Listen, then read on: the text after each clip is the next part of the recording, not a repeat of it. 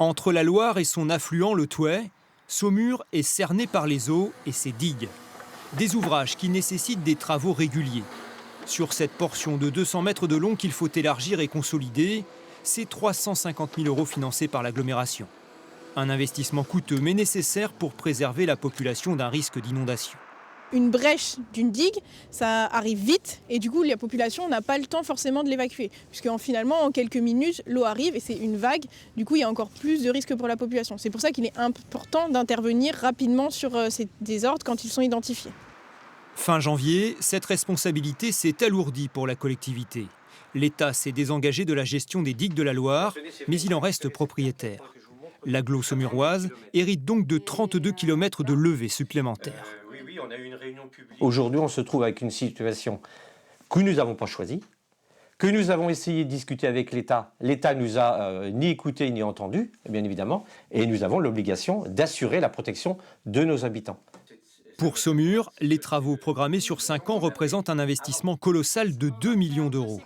En compensation, un soutien financier de 80% a été promis jusqu'en 2035, auquel vient s'ajouter provisoirement une aide de 10%.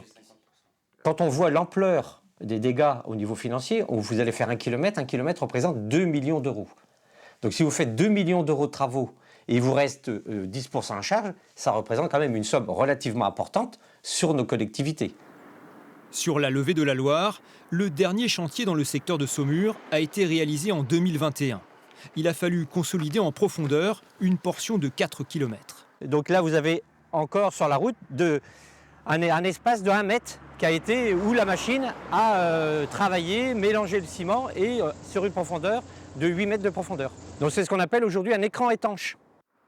Pour l'agglomération, entretenir et sécuriser ces digues domaniales, ce sont aussi des coûts de fonctionnement. Mais la charge n'est pas que financière.